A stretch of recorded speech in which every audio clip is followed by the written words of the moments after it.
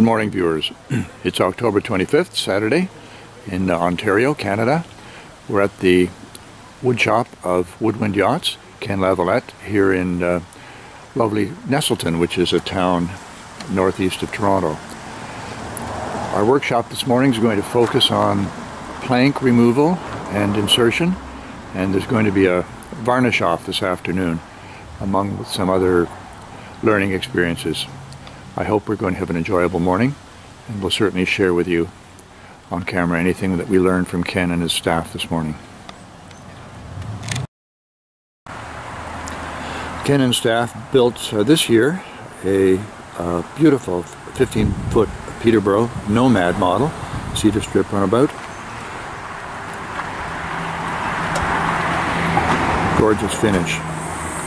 It's really wonderful to see a classic boat fresh out of the factory with a obviously reconditioned Johnson engine in it.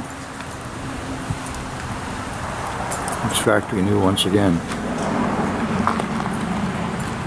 For anybody who's interested, Ken will produce one of these on order, and you can be sure that you're going to get a boat that's beautifully constructed.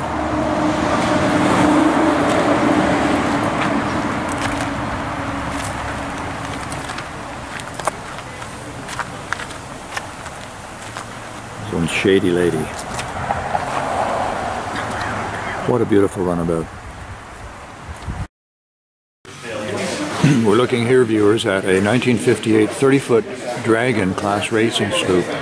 The boat is in here for removal of 5 planks and replacement, along with the entire decks, which are teak, and the superstructure, and they're going to sand and finish the whole boat. Very sleek racer. Obviously, Ken looks like he's done most of the plank replacement already.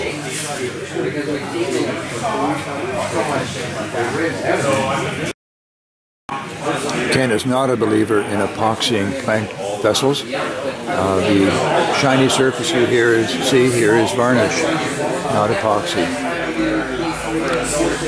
Many coats, I think. This boat's certainly designed for speed.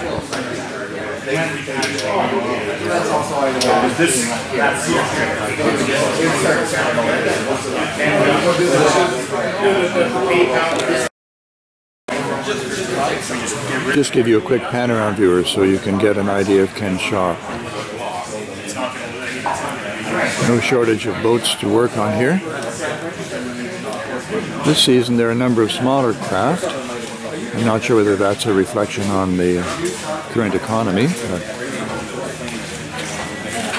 the size of these boats probably makes working on them somewhat easier if they need to be flipped.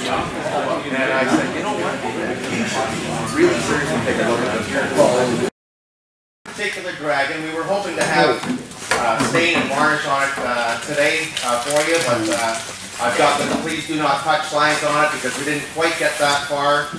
So it's almost ready for stain and varnish, which it will receive next week. Now her name is Argo. Argo was the Canadian Olympic contender for the 1960 Olympics, and she's now being restored here.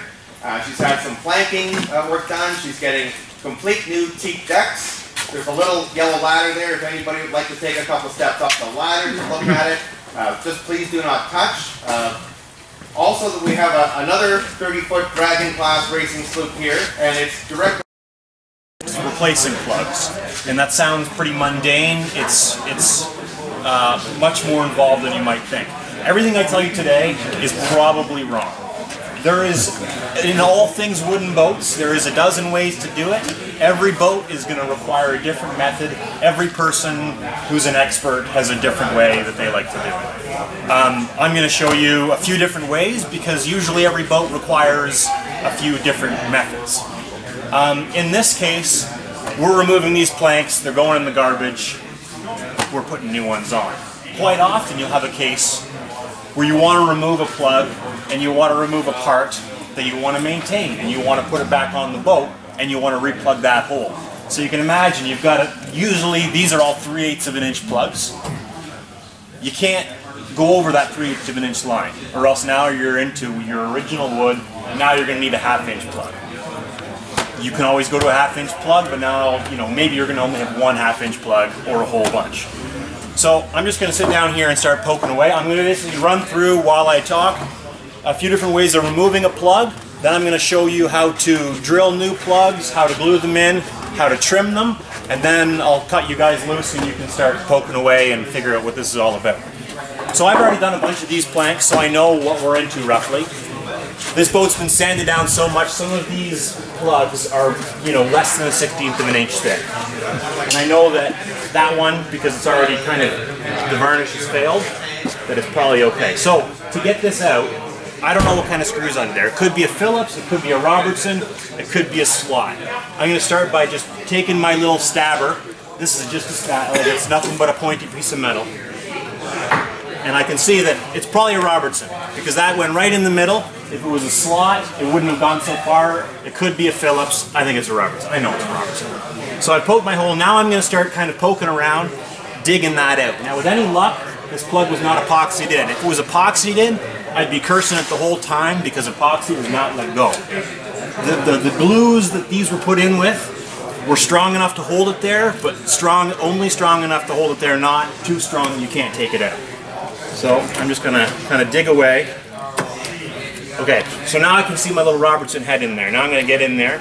And this is where you get dental picks and all the rest. And you poke it out. Then I'm going to come along with my Robertson screwdriver and my hammer. Now if this was, I don't know how hard this is in here. I know it's brass. You know how brass is. If I don't get this Robertson screwdriver right to the bottom of that hole and I get it turned, it's going to twist out. Now I'm in trouble. Now I've got to drill out the head, pull the head off, kind of get in there with a hacksaw, do something. Now I've got a piece of a nail in there. Now my 5-minute plug removal has turned into an hour.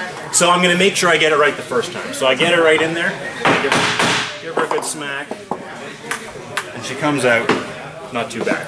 Now you'll notice that when I picked at it, I didn't take the whole plug out. There was still a little bit of plug left around the outside edge. As I pulled that screw out, it kind of popped out the rest. And it looks like I've got a pretty nice, well, there's a bit of rot in the corner there that broke out with it. Not too bad. So that one was pretty easy. Some of these I know are epoxied in, and I know they're slots, which is a son of a bugger. So we're going to try something different.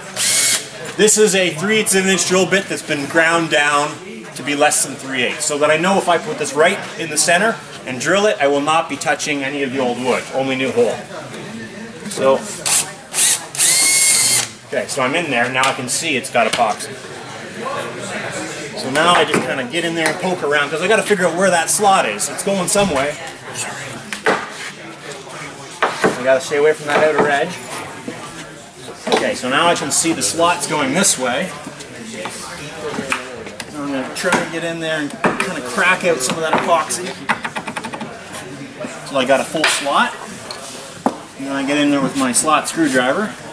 And just be gentle, because if you feel like you're not in the bottom, clean it out some more. Okay, we're good and clean. She's going to come, oh, yeah, skip her.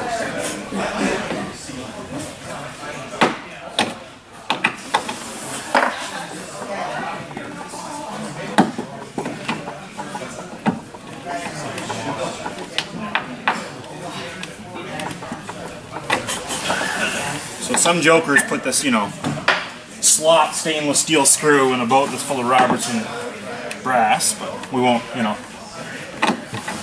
pass judgment. So there we go. Screw it. So not any, I mean, sometimes it can go quickly, sometimes it can take a hell of a long time. So that's removal. Now, of course, so you're using basically hand tools, like no drills. Yep. Just the 3/8 inch bit if I need it. I mean, if we're going to do this production stuff, I'm going to go down and I'm going to just drill them all out.